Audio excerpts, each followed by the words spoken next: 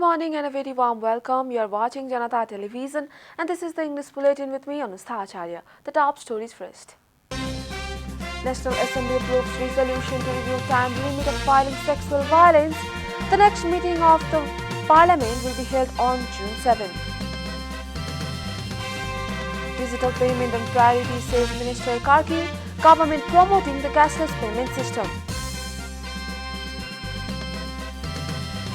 190k tourists visited Nepal in first 5 months of 2022.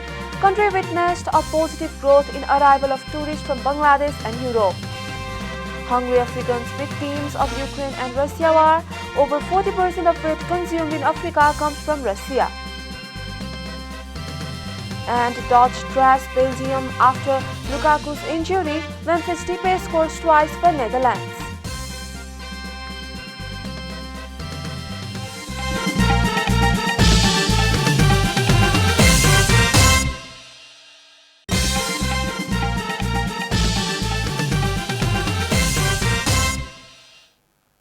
And now the news in detail. The National Assembly of the Federal Parliament has unanimously approved a resolution to review the provision regarding the time limit for filing a complaint against sexual offences.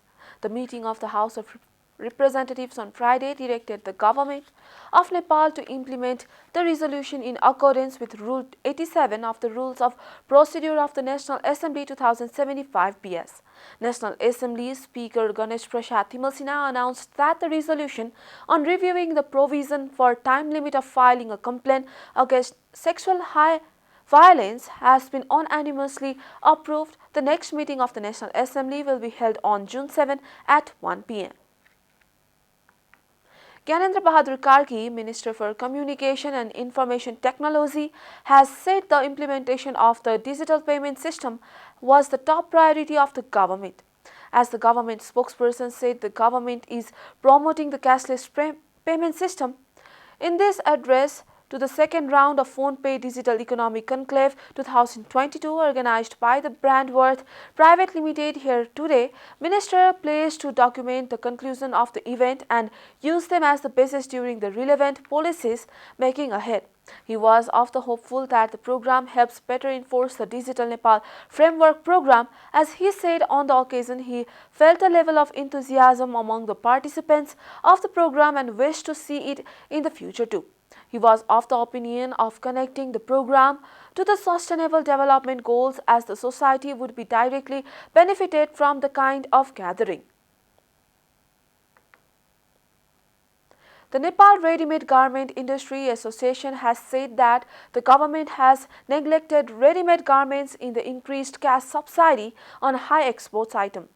The association said in a press conference on Friday that the increase in the government's cash grant in the budget for upcoming fiscal year was discriminatory. Also, Kumar Agrawal, General Secretary of the association, said that they have discriminated by not including ready-made garments even though the subsidy for high exports items has been increased. He demanded that the government should provide 8% cash for high exports garment like other goods and services.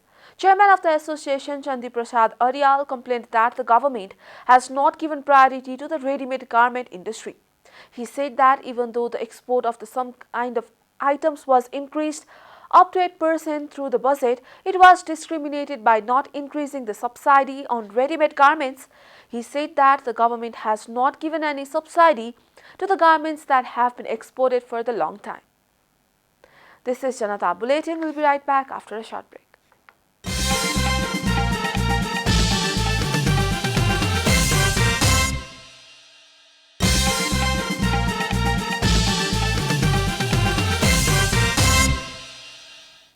Welcome back. After the break, we continue with other national news. The government yesterday confirmed 10 new cases of COVID-19 across the country. According to the Ministry of Health and Population, the number of active cases of COVID-19 has dropped to 150 after 9 people recovered from the disease. So far, a total of 979,187 people have tested positive for the virus in Nepal, while 966,962 people have already recovered. No new death from the virus was reported yesterday. The death toll from the virus remains constant at 11,951. Nepal is currently among top 66 countries affected by coronavirus. USA tops the list with 85.72 million cases, followed by India with 43.15 confirmed cases. The virus has infected more than 531.39 million people worldwide and has claimed over 6.32 million lives. A group of civil society members has taken serious expectation to criticism and comments from the political levels against the Supreme Court over its ruling on the Nisgad International Airport. The Supreme Court on May 26 halted the construction of the airport in Nisgad over environmental concerns. The full text of the decision is yet to be released. Issuing a statement on Friday, 8 civil society members including former Speaker Tamannath Dhungana, former Chief Justice Anup Raj Sharma and former Supreme Court Justice Balram Kesi said attacking the judiciary over its ruling even before the full text is released is against the principle of the separation of powers. They have also urged all to protect the dignity of the Supreme Court. And now the news from economic front.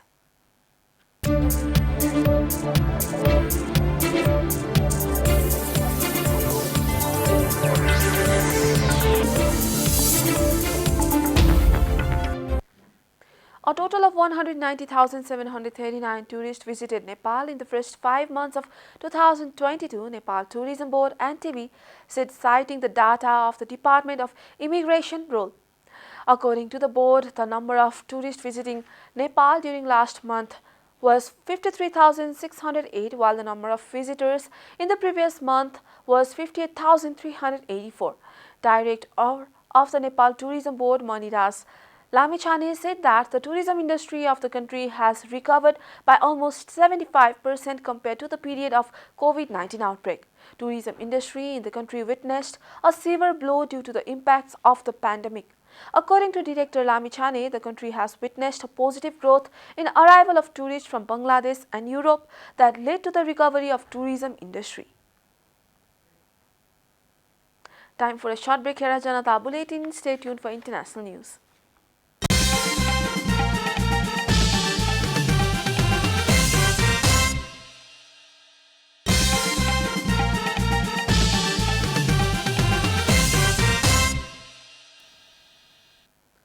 Welcome back. Now the international news.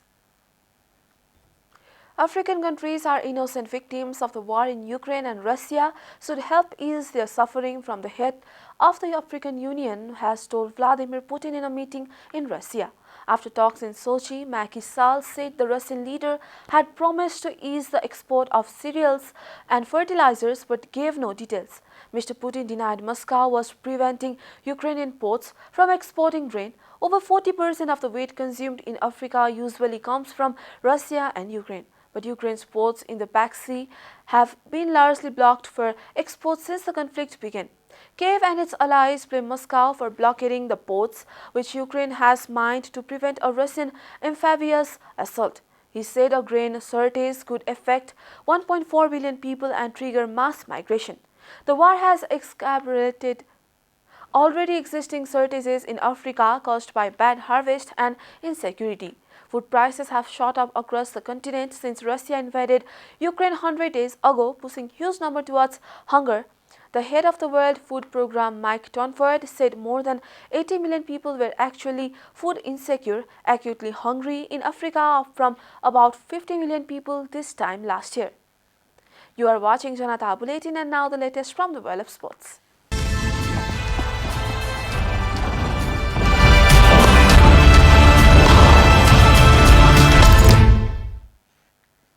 The Netherlands began their Nations League campaign with a dominant win against dire Belgium, who also lost Romelu Lukaku to injury. Memphis Depay was the Dutch star, scoring 2 superbly taken close-range goals in the rout in Brussels. Tottenham's Steven Bergwijn was also on target, netting a long-range opener, with Denzel Dumfries scoring the other via a close-range tap-in. Michy Batshuayi headed a consolation for Belgium in added time. It was a frustrating night overall, though, for the Red Devils, with Timothy Castaing striking the bar with a rising shot with a score at 0-0 and the Leicester player also seeing a goal ruled out by VAR after Batshuayi was spotted in an offside position in the build-up. Dries Mertens also stuck in the woodwork with an angled shot late in the game for Roberto Martinez's team.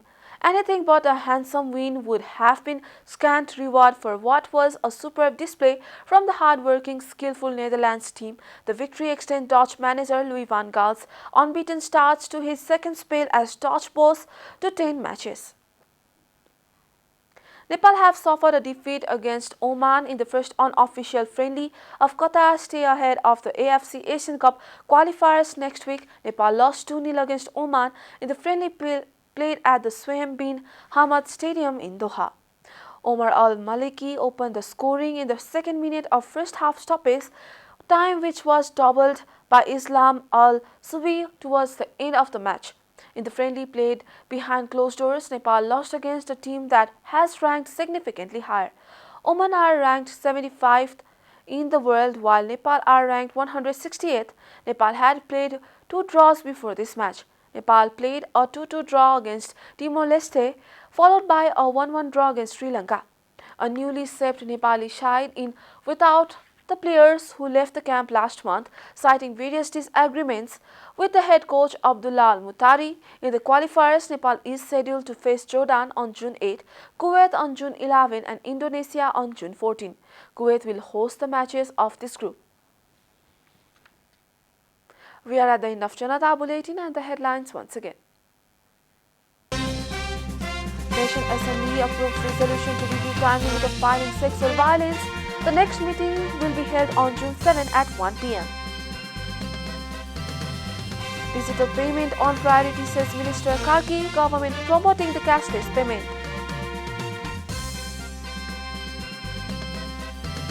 (190K tourists visited Nepal in first 5 months of 2022. Country witnessed a positive growth in arrival of tourists from Bangladesh and Europe. Hungry Africans victims of Ukraine and Russia war. Over 40% of the wheat consumed in Africa comes from Russia. And Dutch trash Belgium in Lukaku's injury. Memphis Depay scores twice for Netherlands.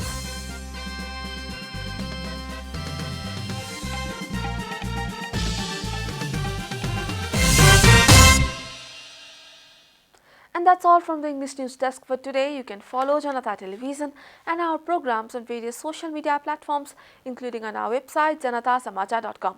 Keep watching Janata Television. Namaste.